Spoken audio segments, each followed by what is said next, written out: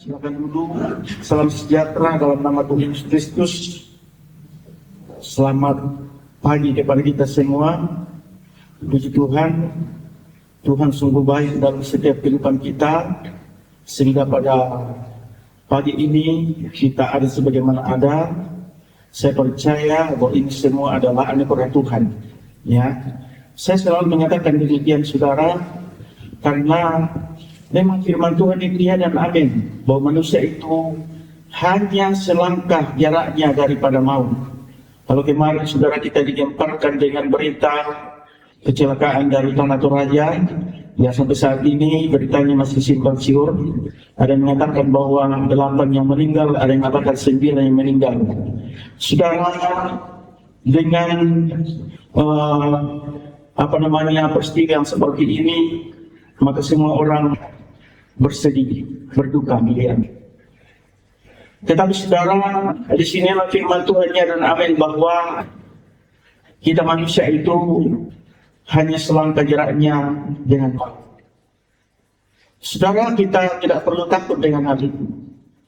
Tetapi saudara, sebagai gembala yang mengasihi jalan jemaat, bahwa kita takutkan saudara adalah ketika ajal menjemput manusia dalam keadaan tidak siap. Karena ketika manusia dijemput oleh ajal dan dia tidak siap, maka otomatis tempatnya bukan lagi Firdaus, tetapi tempatnya ada di neraka kekal atau bersama dengan orang kaya. Nah, itu saudara, ini yang kita harus selalu renungkan dalam setiap kehidupan kita, supaya hubungan kita dengan Tuhan itu jangan putus. Ya, kita selalu konek dengan Tuhan, dimanapun kita pergi dan berada, kita selalu konek dengan Tuhan. Ya. Nah, untuk itu firman Tuhan pada hari ini, mari saya mengajak kita membuka Alkitab kita masing-masing dalam kitab Yesaya pasal yang ke-43. Kita baca satu ayat yang ke-4.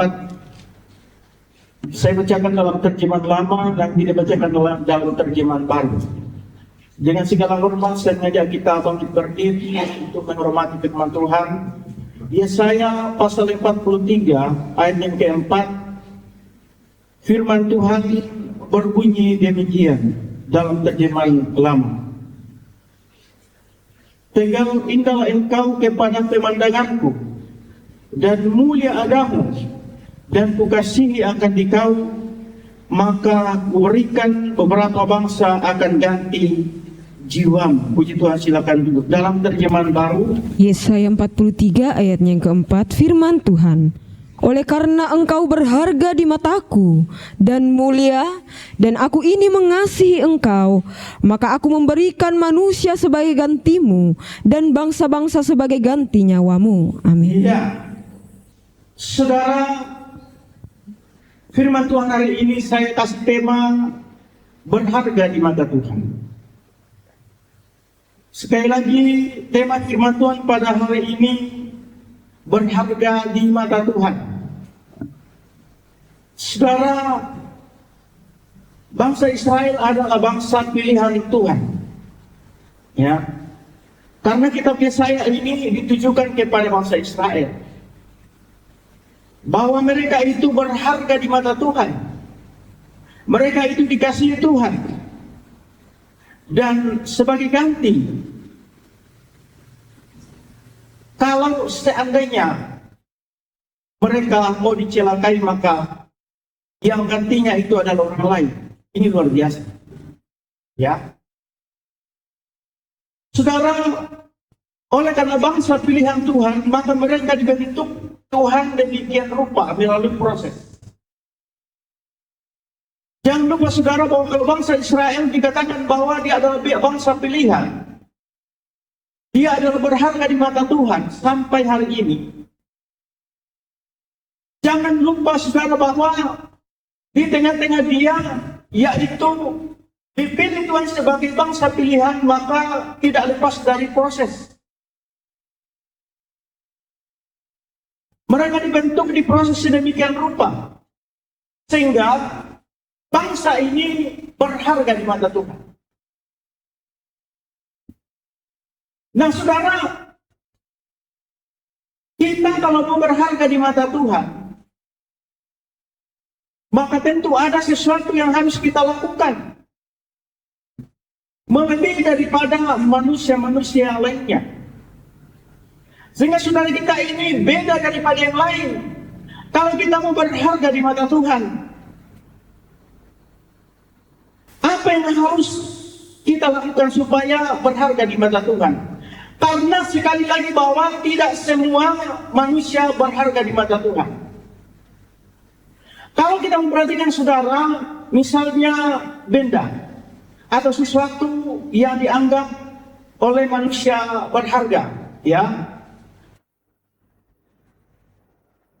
yang paling berharga yang kita mungkin lihat di diri kita ini, saudara, ya, misalnya ada emas, ada baju, ya, ada sepatu, ya, kemudian yang sudah paling berharga dari semuanya itu mungkin HP, ya.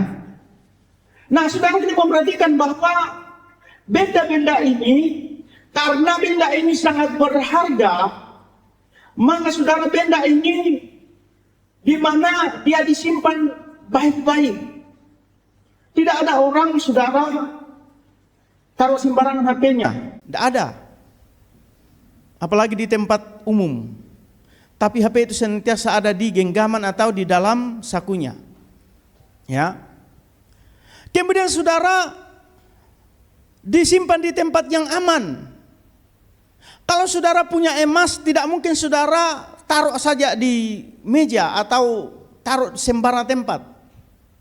Tapi saudara, tentunya bahwa benda ini karena sangat berharga, bukan hanya di mata saudara, tapi di mata semua orang. Kalau emas atau HP, maka dia itu disimpan dengan baik-baik, ditaruh dalam lemari, di dalam lacinya, dikunci pula. Ya, mungkin di dalam laci itu masih ada boxnya, ya. Ada lagi tempat rahasia. Nah, saudara, kita memperhatikan bahwa ini adalah benda yang berharga di mata kita. Dia dipelihara dengan baik supaya jangan rusak. Dia dijaga dengan baik supaya tidak kotor. Itu adalah yaitu benda yang berharga yang kita miliki.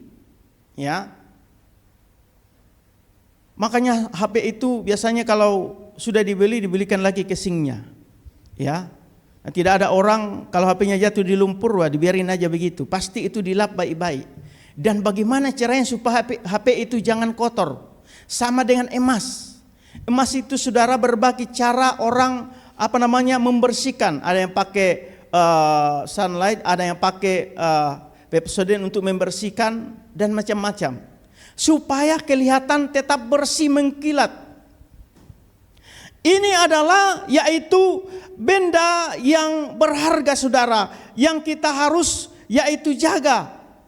Dan saudara, benda tersebut pasti harganya memang mahal. Nah, kita ini saudara, kalau mau berharga di mata Tuhan, maka tentu kita juga mahal pada pemandangan Tuhan. Ya. Kita ambil saudara contoh dengan yaitu emas, ya. Emas ini saudara adalah benda yang sangat berharga.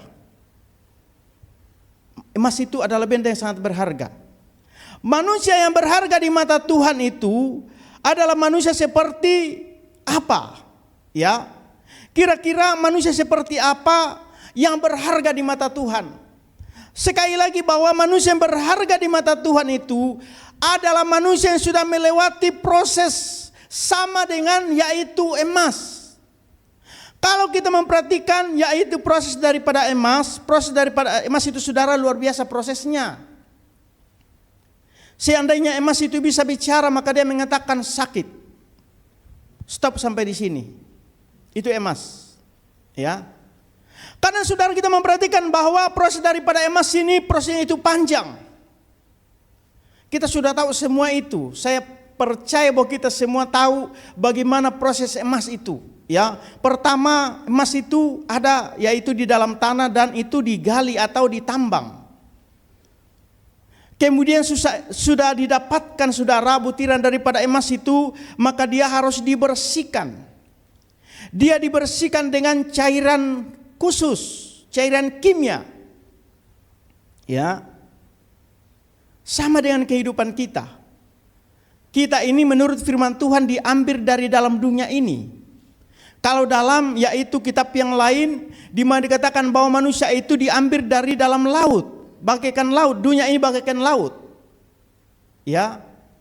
Nah, saudara, setelah kita dipilih saudara, maka kita dibersihkan. Setelah dibersihkan saudara, maka emas itu dia dilebur dengan api. Makanya saya bilang bahwa proses yang dialami emas ini saudara luar biasa prosesnya. Kalau sesuatu yang berharga, maka memang melewati proses yang sangat panjang. Tidak ada sesuatu yang berharga kemudian tidak melewati proses. Tidak ada. Sama dengan emas. Dan memang kehidupan kita itu sama dengan emas. Saudara, proses daripada emas ini di mana dia dilebur dengan api. Tujuannya apa? Leburan daripada api kepada emas supaya memisahkan kotoran daripada emas murni itu.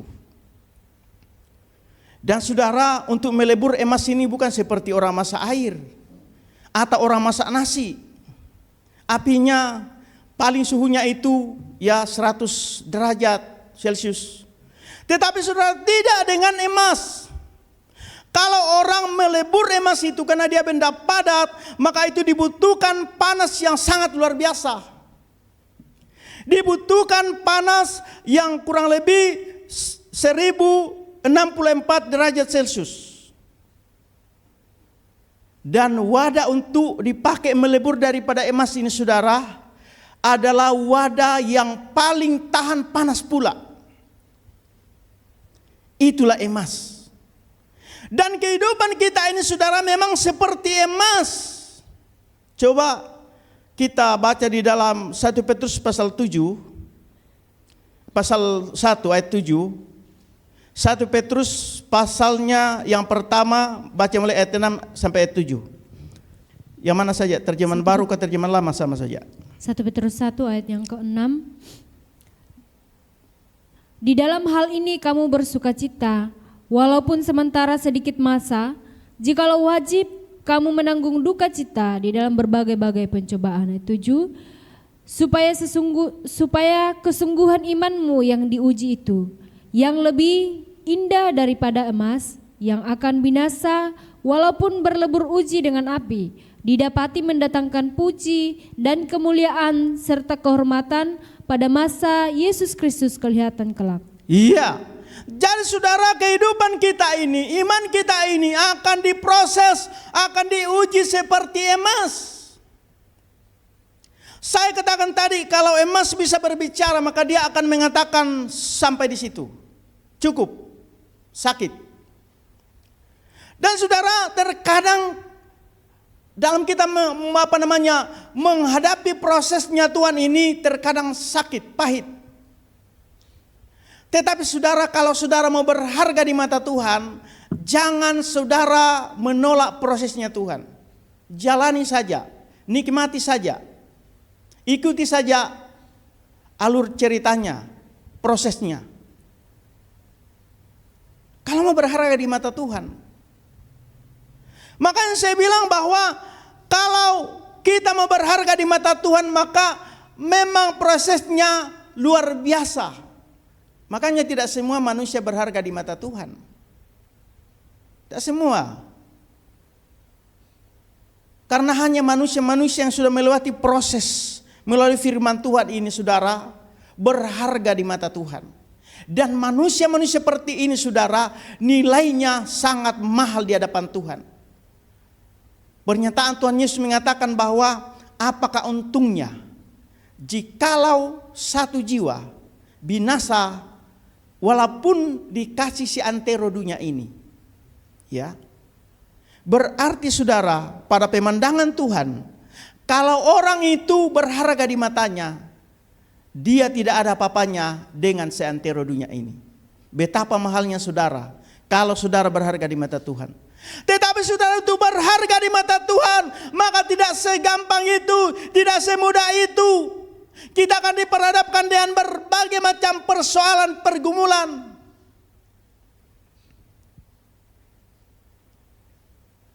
Saudara, kalau kita sudah melewati apa yang dikatakan oleh 1 Petrus tadi, di proses bagaikan emas, ya, maka saudara ini adalah berbicara proses yang sudah dilewati oleh manusia, ya, yang berharga di mata Tuhan. Kalau kita sudah diproses seperti apa yang dikatakan di dalam 1 Petrus tadi, berarti saudara adalah orang yang berharga di mata Tuhan. Ya. Dan Tuhan Yesus mengatakan bahwa kita ini saudara semuanya sudah dihitung Tuhan yang ada pada kita. Jangankan saudara yang tidak berharga di diri kita ini, Tuhan sudah hitung rambut itu. Ya. Tuhan Yesus ambil sesuatu yang paling tidak berharga di diri kita. Bahwa rambut di kepalamu itu sudah terhitung. Sebab itu engkau berharga di matanya Tuhan. Lebih daripada burung yang banyak di udara itu. Coba dalam Matius pasal 10 ayat 30 dan 31. Terjemahan baru. Matius 10 ayat 30-31 dalam terjemahan baru. Ayat 30, dan kamu, rambut kepalamu pun terhitung semuanya. Sebab itu janganlah kamu takut, karena kamu lebih berharga daripada banyak burung pipit. Iya. Jadi saudara, rambut di kepala Tuhan sudah hitung. Padahal kalau kita pikir-pikir saudara, rambut itu kadang kalau kita pergi salon itu digunting, dibuang di tong sampah. Jadi sampah. Tapi ternyata Tuhan sudah hitung itu. Ini artinya bahwa kalau saudara berharga di mata Tuhan, maksudnya bahwa Tuhan menjaga, memelihara. Tuhan ada yaitu perhatian khusus kepada kita. Sebagaimana yang saya contohkan tadi, yaitu benda berharga yang ada pada kita. Ya. Saudara, benda yang berharga pada kita itu kita tidak biarkan. Dan itu pasti ada perhatian khusus kepada benda berharga itu. Tidak salah kalau ada pendeta-pendeta yang mengatakan bahwa kalau misalnya orang Kristen sekarang ini, zaman sekarang, pergi ibadah, pergi gereja, sudah di tengah jalan lupa bawa Alkitab, bodoh amat, mana dia mau pulang ambil. Tapi beda kalau lupa bawa HP, pasti pulang diambil. Saudara, kenapa? Karena itu benda berharga.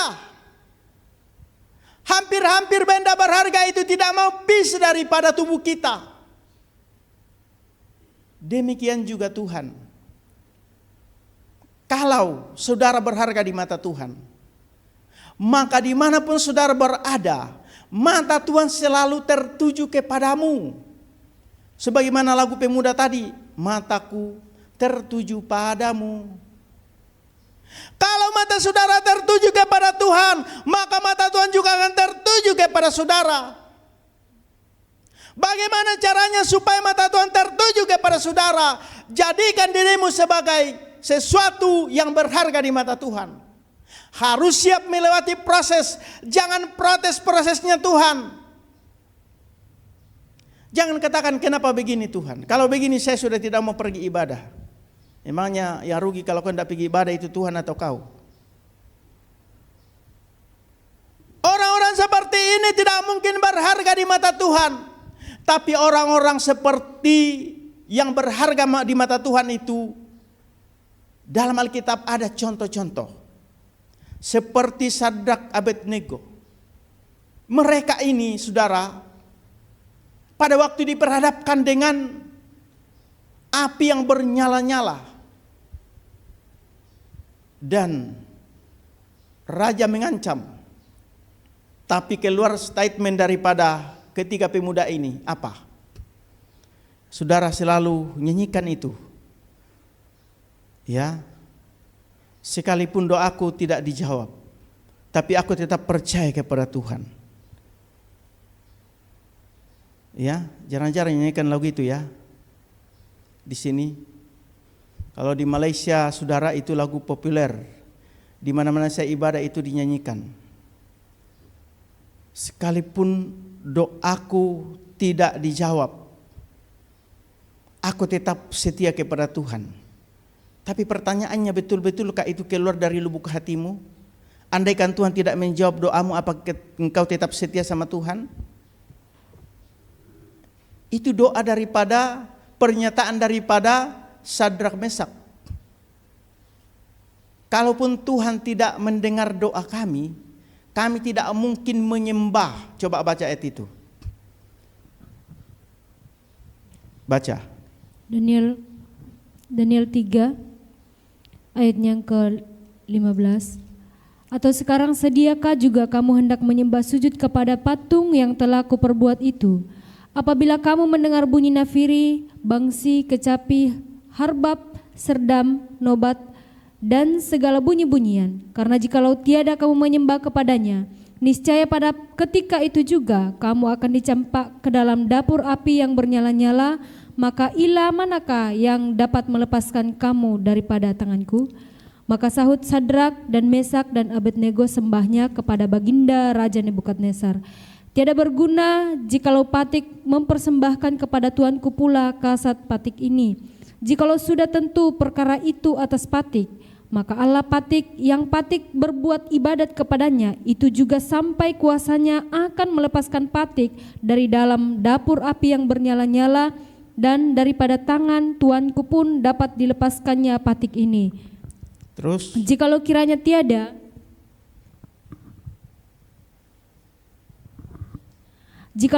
tiada, maka maklumlah kepada tuanku juga, bahwa sekali-kali tiada Patik akan berbuat ibadat kepada dewa tuanku, dan tiada Patik akan menyembah kepada patung keemasan yang telah tuanku dirikan itu. Iya. Jadi itu adalah pernyataan daripada pemuda-pemuda yang ganteng. Dia tegaskan kepada raja bahwa sekalipun Allah tidak mendengar doa kami tidak mungkin akan menyembah patung tuanku. Atau dengan kata lain, jikalaupun Tuhan tidak mendengarkan doa kami tetap setia kepada Tuhan kami. Nah, kita saudara terkadang hanya pintar nyanyikan itu, tapi prakteknya apakah betul-betul kita bisa mempraktekkan lagu itu? Ya. Saudara, kita memperhatikan bahwa untuk menjadi orang yang berharga di mata Tuhan tidaklah gampang. Kita akan diperhadapkan dengan berbagai macam proses. Seperti yang saya sudah sampaikan, bagaimana emas diproses untuk sampai kepada tangan saudara, sehingga kelihatan cantik di telinga, di leher, di jari. Ya, saudara, itu butuh proses. Dan seandainya dia bisa berkata sakit, maka dia sudah berkata seperti itu, sakit. Tetapi saudara, inilah benda yang berharga di mata manusia. Dan ternyata kita kalau tahan proses, saudara, diproses dengan firman Tuhan, ya, maka kita sama nilainya dengan emas, berharga di mata Tuhan. Kemudian bagian B, orang yang berharga di mata Tuhan adalah orang yang sudah punya karunia-karunia roh. Jadi orang ini bukan hanya orang yang tahan banting, tapi saudara, orang yang berharga di mata Tuhan adalah orang-orang yang sudah punya karunia-karunia Roh Kudus. Mereka ini adalah orang-orang berharga di mata Tuhan. Bahkan mereka ini di mana dikatakan bahwa orang-orang ini adalah orang-orang ajaib. Coba kita baca di dalam 1 Korintus pasal 12 ayat 6.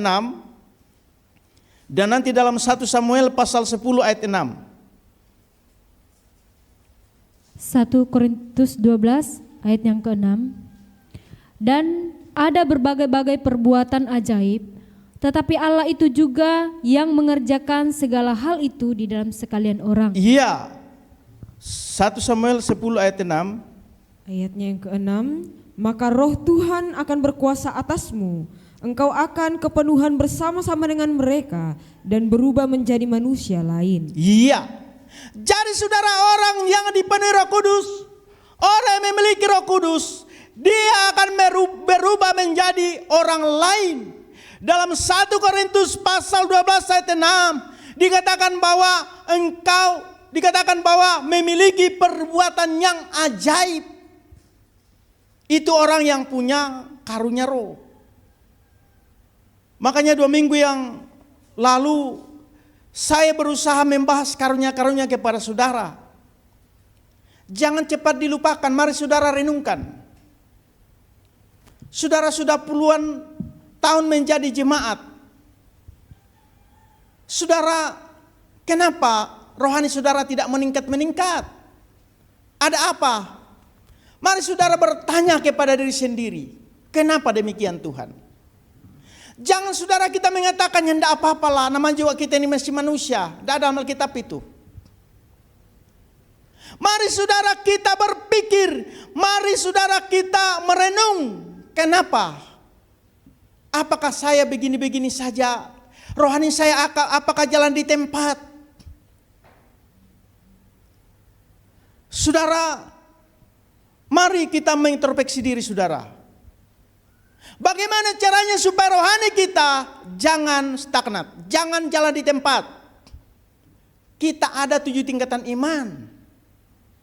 Kalau gereja lain, saudara bingung. Kalau imannya maju seperti apa? Paling ya dibilang kita sungguh-sungguh berdoa, ya kita setia sama Tuhan, cuman itu. Kalau kita tidak, ada 7 tingkatan iman. Mari saudara berkaca di 7 tingkatan iman. Jangan saudara jalan di tempat, jangan berpuas pada tangga tertentu, tapi mari saudara tingkatkan perjalanan rohani saudara, iman saudara. Dari tangga pertama, kedua, ketiga, keempat, kelima, keenam. Kalau saudara sudah sampai pada tangga keenam, pertahankan. Sehingga apabila tiba kegerakan besar nanti, saudara akan masuk pada penyempurnaan, berarti itu sudah tangga ke-7. Coba saudara berpikir, apakah rohani saya begini-gini saja?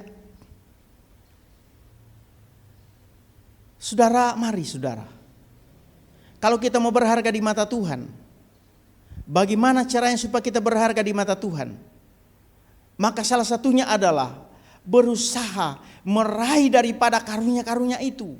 Karena itu Alkitabiah. Sekalipun mungkin saudara pernah dengarkan khotbah mengatakan tidak perlu itu. Tapi saudara, saya mau katakan bahwa itu adalah pendeta yang digambarkan di dalam 7 tingkatan iman. Ada pendeta sentadu, pendeta riang-riang, pendeta belalang dan sebagainya. Artinya pendeta-pendeta ini suka gunting-gunting firman Tuhan, potong-potong firman Tuhan.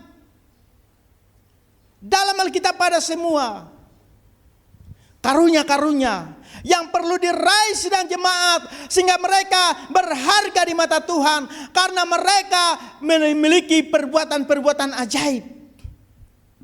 Kenapa dikatakan perbuatan ajaib? Salah satunya, kalau saudara punya iman yang kuat, orang setengah mati, bagaimana supaya punya ini, tapi saudara sekali bilang, tahun depan saya pasti punya ini. Wah, tahun depan betul-betul ada. Ya. Apalagi kalau saudara punya karunia kesembuhan. Ya. Sudah ditolak dokter, saudara datang tumpang tangan sembuh. Apa itu bukan orang ajaib? Itu orang ajaib. Ya. Sebelum terjadi peristiwa di kotamu, Tuhan sudah perlihatkan kepada saudara bahwa akan terjadi bencana alam. Apakah itu bukan orang ajaib? Itu orang ajaib. Tapi jangan sudah terjadi baru saudara bilang, sebenarnya 2 bulan yang lalu saya lihat dalam penglihatan. Itu namanya di karang-karang. Kalau betul-betul penglihatan itu sebelum terjadi peristiwa itu, Tuhan sudah perlihatkan, itu baru namanya karunia daripada Tuhan. Ya. Ini orang ajaib. Saudara, makanya pentingnya kita memiliki daripada karunia-karunia itu. Kalau kita mau menjadi orang yang ajaib, orang yang berharga di mata Tuhan.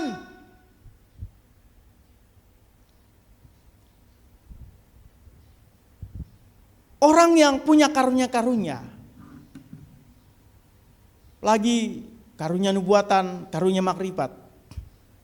Kalau karunia makrifat ini saudara, dia bisa membaca hati kita. Ya.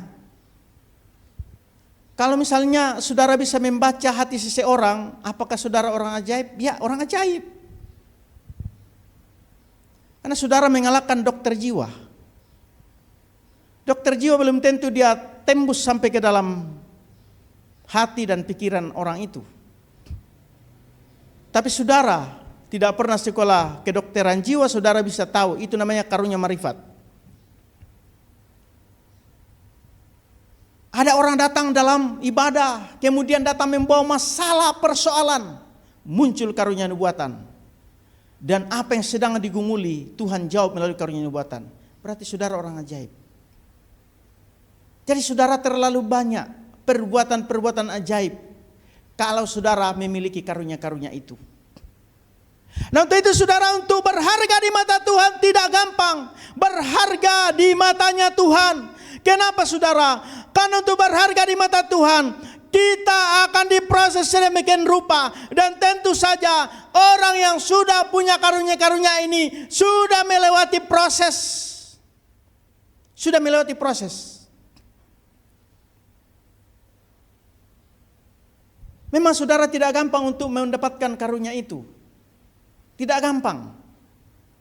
Waktu kami sekolah Alkitab, saudara, itu sebagian besar di seri meeting baru dapat karunia-karunia. 1 tahun kita berdoa sama Tuhan, Tuhan tidak kasih karunia itu.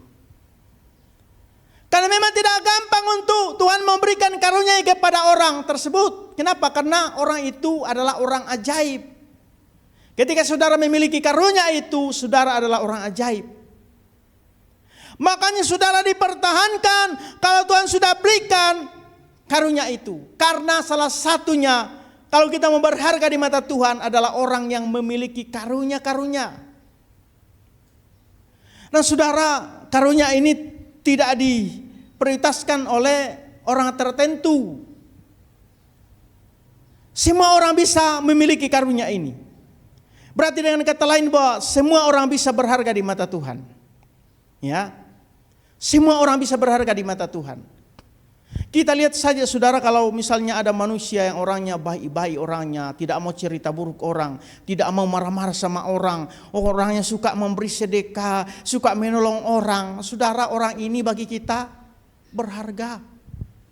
Apalagi kalau ada tetangga seperti itu ya, waduh, mau supaya tetangga ini jangan sampai pindah. Kalau ada tetangga seperti ini. Tapi kalau ada tetangga yang cerewet sama saudara, mungkin doa saudara, Tuhan mudah-mudahan tahun depan dia pindah. Itu bukan manusia berharga di mata Tuhan. Apalagi di mata saudara. Jadi saudara, untuk berharga di mata Tuhan ini tidak gampang. Untuk itu, bagaimana caranya supaya saudara berharga di mata Tuhan? Untuk berharga di mata Tuhan itu, kita sendirilah yang bisa melakukan diri kita berharga di mata Tuhan. Karena Tuhan memberikan kita kebebasan. Bagaimana? Apa-apa yang harus kita lakukan untuk berharga di mata Tuhan? Ya, yaitu tahan menerima proses. Kemudian bagaimana merebut karunia-karunia supaya berharga di mata Tuhan. Kalau kita hubungkan dengan Alkitab saudara, Yaitu pertama kita dipanggil. Dipanggil ini sama dengan emas tadi, di mana dia ditambang, diambil dari tanah, ya, itu dipanggil. Ya. Nah, saudara, kalau panggilan ini saudara belum ada proses. Coba dibaca dalam Matius pasal 22 ayat 14. Tuhan panggil kita, tapi jangan sampai hanya dipanggil tapi tidak terpilih.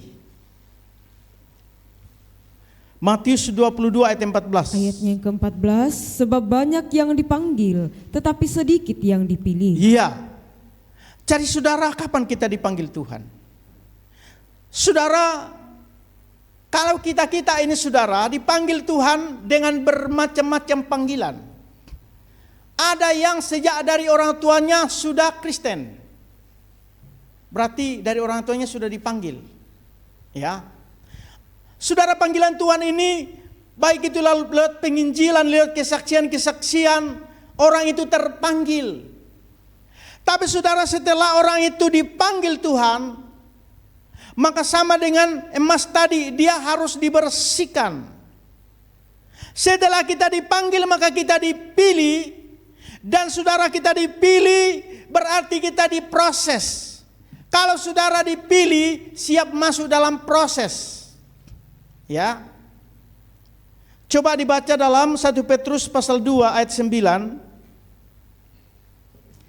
1 Petrus pasal 2 ayat 9. Ayat 9, tetapi kamulah bangsa yang terpilih, imamat yang rajani, bangsa yang kudus, umat kepunyaan Allah sendiri, supaya kamu memberitakan perbuatan-perbuatan yang besar dari Dia yang telah memanggil kamu keluar dari kegelapan kepada terangnya yang ajaib.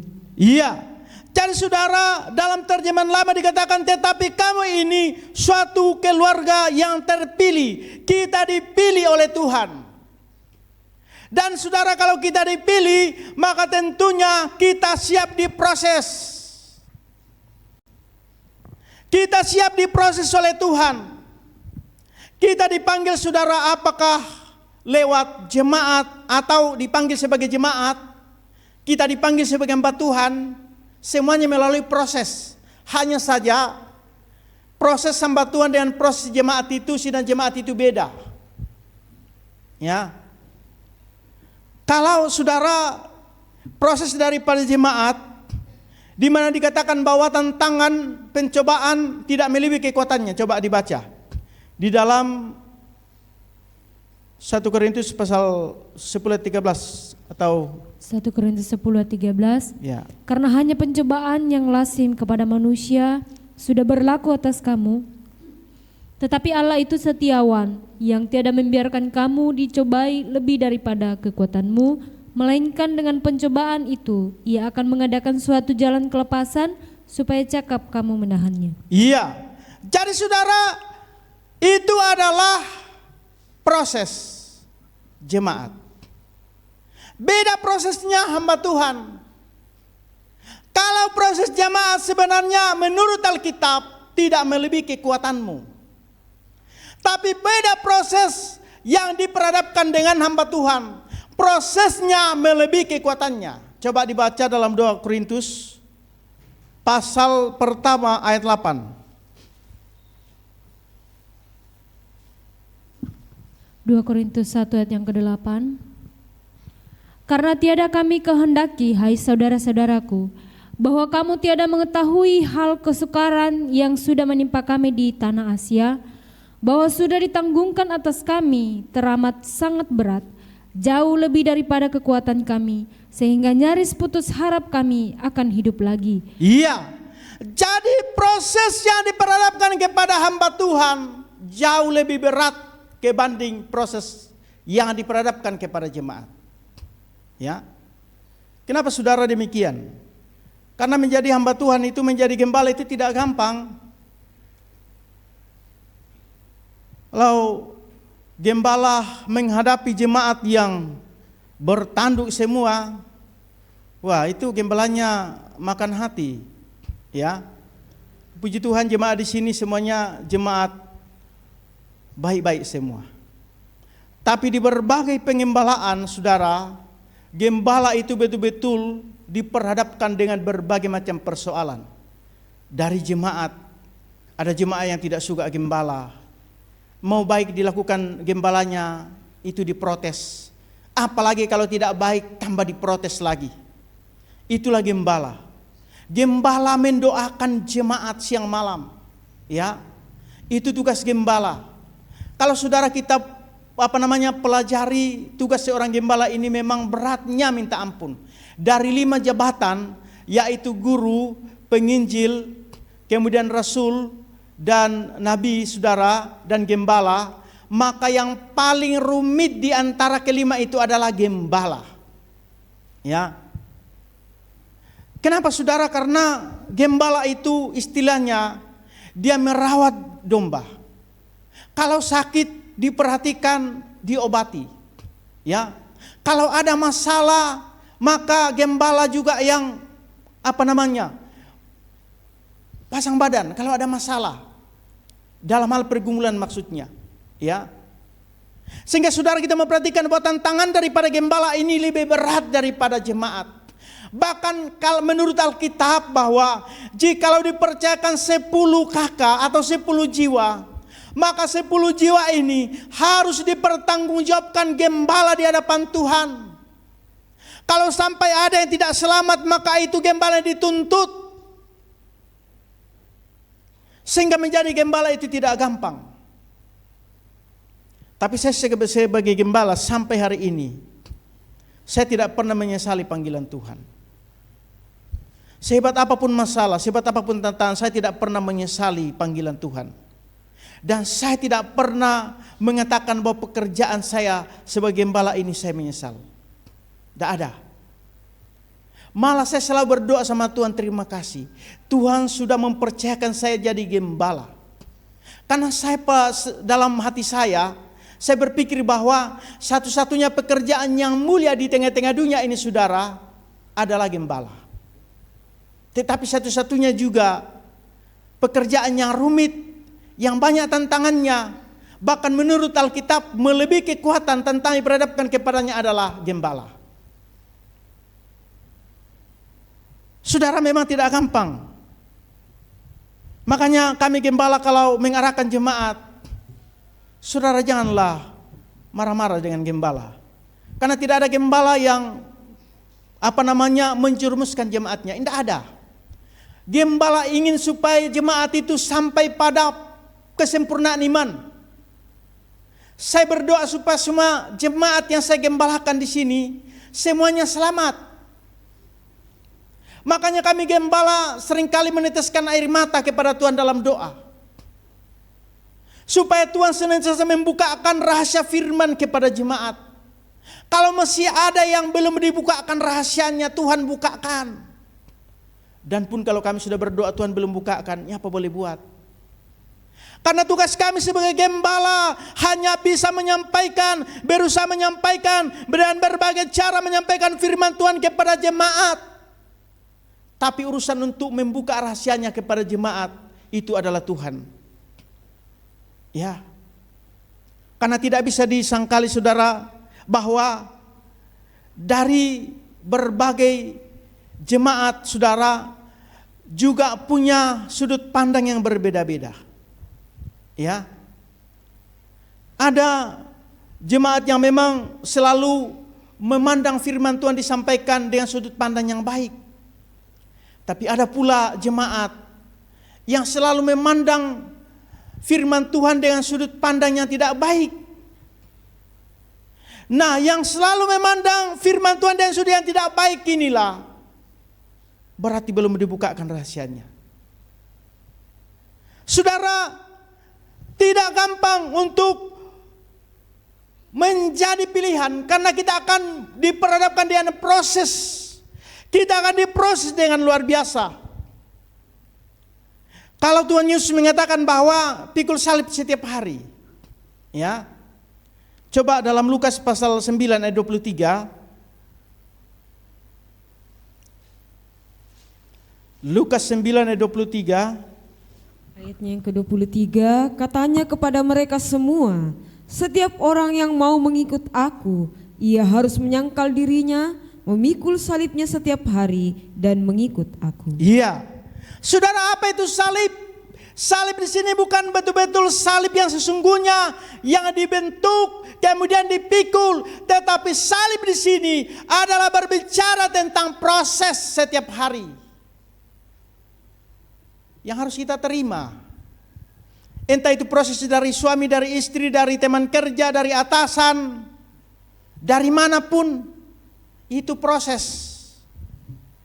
Saudara, tiap hari kita akan pikul salib. Ini Alkitab. Yang mungkin sekalipun ada hamba Tuhan yang mungkin terjemahkan lain daripada pikul salib setiap hari. Tetapi saudara, menurut dalam pelajarannya memang saudara salib, pikul salib setiap hari ini adalah berbicara memang pencobaan, persoalan yang kita hadapi tiap-tiap hari. Lain hari lain masalahnya, besok lain masalahnya, hari ini lain, besok lain lagi, lusa lain lagi. Ini yang dimaksud oleh firman Tuhan, saudara. Nah, kita akan diproses melalui pencobaan. Baik melalui penyakit, saudara, atau melalui ekonomi, kita akan diproses untuk berharga di mata Tuhan. Sama dengan Ayub. Kalau saudara baca dalam Ayub, coba baca dalam Ayub pasal pertama, ayat pertama pula dan ayat 4. Coba Ayub pasal pertama, ayat pertama dan ayat 4. Ayub 1 ayat yang pertama dan ayat keempat, firman Tuhan. Ada seorang laki-laki di tanah Uz bernama Ayub. Orang itu saleh dan jujur. Ia takut akan Allah dan menjauhi kejahatan. Ayat yang keempat. Anak-anaknya yang lelaki biasa mengadakan pesta di rumah mereka masing-masing menurut giliran, dan ketiga saudara perempuan mereka diundang untuk makan dan minum bersama-sama mereka. Iya. Jadi saudara, kalau saudara memperhatikan di situ dari ayat pertama sampai seterusnya, di mana dikatakan di situ bahwa Ayub kesaksian firman Tuhan, kesaksian Tuhan adalah orang yang benar, orang yang saleh, orang yang takut dengan Tuhan. Tapi saudara, dia diproses. Dan pada waktu diproses, saudara, kita memperhatikan bahwa apa yang dilakukan oleh Ayub. Bahkan kalau saudara memperhatikan di dalam kitab Ayub, Ayub pasal 1, itu proses kepada Ayub tentang ekonomi. Ekonominya diproses. Karena kalau saudara baca ayat 2, di situ dikatakan bahwa Ayub memiliki lembu dan ternaknya itu ribuan, saudara, bukan ratusan. Coba kalau saudara baca pelan-pelan dengan Ayub itu, saudara renungkan baik-baik. Saudara, ini kalau diuangkan itu mungkin berapa puluh miliar, sekalian ludes. Tetapi saudara, bagaimana Ayub mensikapi? Ya. Kemudian saudara, kita melihat pasal 2 di mana Ayub diproses dengan penyakit. Jadi Ayub dia diproses dengan ekonomi, diproses dengan penyakit, tetapi saudara, Ayub tetap setia sama Tuhan. Bahkan saudara, suatu kata-kata yang sangat luar biasa keluar daripada yaitu mulut Ayub, saudara. Sekalipun prosesnya itu luar biasa. Penyakitnya Ayub ini, saudara, bukan penyakit seperti yang saudara alami. Penyakit Ayub ini, saudara, bukan seperti penyakit yang orang pada umumnya alami. Tetapi penyakit Ayub ini, saudara, sampai mengeluarkan ulat-ulat daripada tubuhnya. Coba kita lihat di dalam Ayub pasal 7 ayat 5. Ayub pasal 7 ayat yang kelima. Ayat 7 ayat yang kelima. Bahwa tubuhku berleburkan ulat dan lebu tanah, kulit tubuhku pun terbelah-belah, lagi busuk rupanya dari karena segala purunya. Iya. Jadi saudara, ini penyakit yang diperhadapkan kepada Ayub. Tapi untuk berharga di mata Tuhan, Ayub dia tidak mempersalahkan Tuhan. Saudara, suatu kalimat yang luar biasa keluar dari mulut Ayub. Dia katakan, kalaupun Tuhan tidak peduli sama saya, saya tetap setia sama Tuhan. Hampir sama kata-katanya Sadrak Mesak. Coba saudara baca dalam Ayub pasal 6 ayat 10. Itu kata-kata yang menyentuh hati Tuhan. Ayub 6 ayatnya yang ke-10. Itulah yang masih merupakan hiburan bagiku. Bahkan aku akan melompat-lompat kegirangan di waktu kepedihan yang tak kenal belas kasihan, sebab aku tidak pernah menyangkal firman yang Maha Kudus. Iya, jadi saudara itu pernyataan Ayub. Dia tidak pernah menyangkal firman Tuhan. Sekalipun penderitaan apapun yang diperhadapkan kepadanya, dia tidak akan mungkir dengan firman Tuhan. Dalam terjemahan lama, kalau dalam terjemahan, coba kita bandingkan. Ayub 6 ayat yang ke-10. Hanya penghiburan ini jua yang tinggal padaku, dan ia itu menjadi kesukaanku dalam kesukaran ini. Jikalau tiada ia sayang akan daku, maka tiada pernah aku mungkir hukum yang maha suci. Ya, jadi saudara, Ayub mengatakan bahwa sekalipun Tuhan tidak sayang kepadanya, dia tidak mungkin menyangkal firman Tuhan. Inilah orang-orang yang berharga di mata Tuhan. Untuk itu saudara, kalaupun saudara diperhadapkan dengan proses, saudara jangan memberontak sama Tuhan. Kita ini tanah liat saudara. Kalau kita mau diproses saudara, mari kita ikutin alurnya proses itu. Ya. Karena di balik daripada proses itu akan menghasilkan sesuatu yang berharga di mata Tuhan. Kita ini saudara bagaikan tanah liat yang siap diproses, dan pada ujung daripada proses tanah liat itu menjadi barang yang berharga. Tapi kalau tanah itu bisa berbicara, dia akan seperti emas. Saudara, prosesnya Tuhan memang tidak gampang. Dan terkadang saudara kita hanya enak mengucapkan, tapi prakteknya susah. Tapi saya rasa kalau kami sebagai hamba Tuhan sudah melewati prosesnya Tuhan. Ya. Kalau saya menceritakan prosesnya Tuhan sejak saya menjadi pemuda, menjadi hamba Tuhan sampai hari ini, prosesnya Tuhan dalam kehidupan saya luar biasa. Ya. Terlalu banyak prosesnya Tuhan. Sehingga saudara kami bisa menyampaikan proses Tuhan itu seperti apa. Mungkin ada hamba Tuhan yang hanya tahu berteori, tapi kalau saya tahu prakteknya, tahu teorinya. Ya. Apalagi kalau kita sebagai hamba Tuhan yang sudah pernah di kampung, masuk di kota, memang semua proses kita sudah alami. Beda kalau pendeta mungkin besar di kota, tidak pernah ke kampung-kampung, itu tanda tanya. Tapi kalau pendeta yang sudah pernah di kampung, masuk di kota, itu betul-betul proses sudah dialami semua. Ya. Nah, untuk itu saudara tidak gampang menjadi orang yang berharga di mata Tuhan. Ya. Kalau kita sampai tahan menghadapi prosesnya Tuhan, sebagaimana yang masih diproses saudara tadi, maka kita ini saudara akan berharga di mata Tuhan. Karena seperti itu yang dialami oleh Ayub. Begitu Tuhan proses dia tidak pernah mempersalahkan Tuhan. Istrinya lah yang mempersalahkan dia. Kalau kita memperhatikan firman Tuhan saudara, istri Ayub itu memprotes Ayub. Kesetiaan Ayub itu diprotes oleh istrinya. Ya, coba baca ayat itu. Ayub 2 ayatnya yang ke-9. Maka pada masa itu kata bininya kepadanya, lagikah engkau bertatap dalam tulus hatimu? Hujatlah olehmu akan Allah, lalu matilah. Yang ke-10, tetapi sahutnya kepadanya, katamu ini seperti kata perempuan yang sangat gila. Masakan kita menerima daripada Allah barang yang baik, dan tiada kita menerima yang jahat pun? Maka dalam segala ini tiada Ayub berdosa dengan lidahnya. Iya. Jadi saudara, istri Ayublah yang protes prosesnya Tuhan kepada Ayub. Tetapi saudara, kita memperhatikan bahwa ternyata lewat proses ini, maka Ayub bagaikan emas di hadapan Tuhan. Ayub pasalnya yang ke-23 ayat 10. Ayub 23 ayat yang ke-10. Maka ia juga mengetahui akan jalan yang padaku, niscaya dicobainya akan daku. Saya ulangi. Maka ia juga mengetahui akan jalan yang kepadaku, Jikalau dicobainya akan daku, niscaya aku keluar seperti emas. Iya, ternyata saudara proses ini membuat iman Ayub bagaikan emas. Maka Ayub berharga di mata Tuhan. Maukah saudara berharga di mata Tuhan?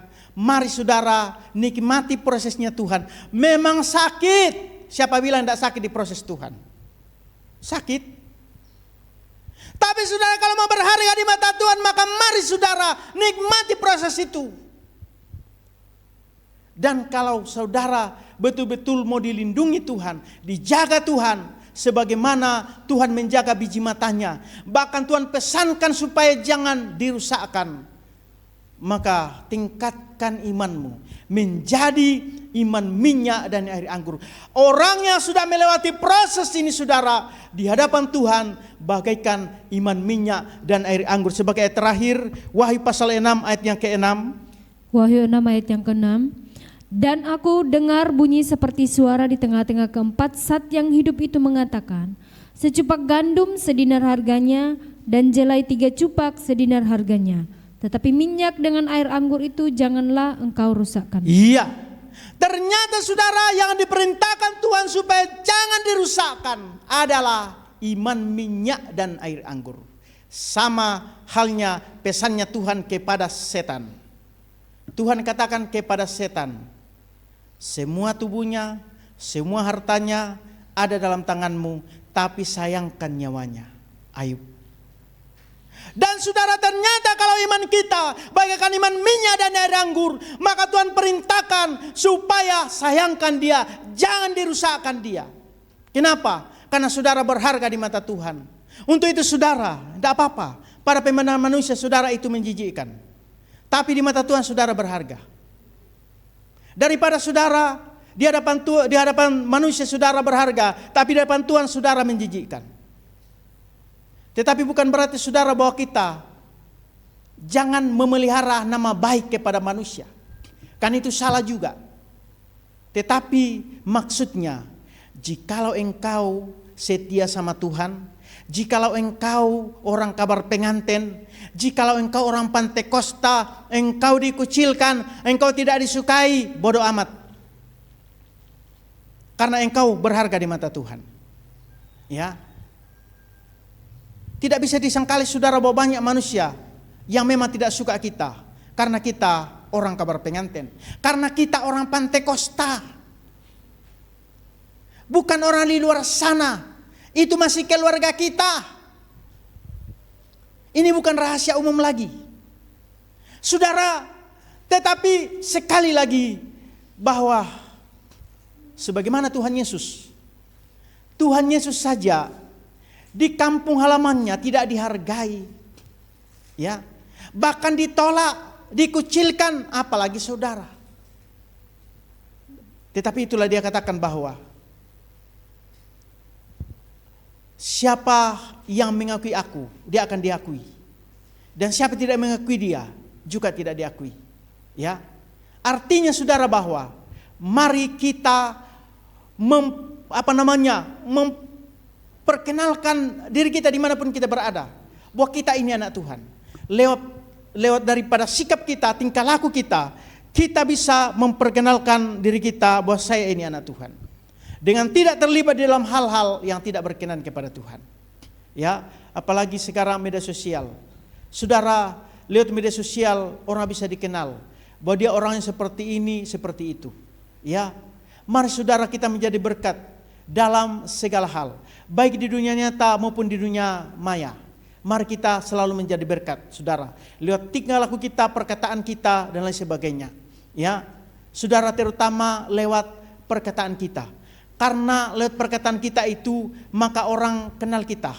Ya, ada pendeta mengatakan bahwa lewat lisan kita itu orang itu menjadi status kita.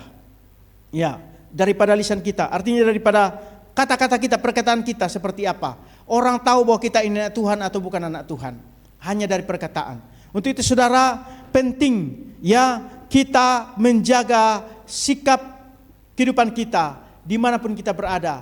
Supaya berkenan kepada Tuhan berkenan kepada manusia. Kalau kita sudah berusaha berkenan kepada manusia dan orang tetap yaitu membenci kita, itu urusannya sama Tuhan. Tuhan memberkati firman-Nya.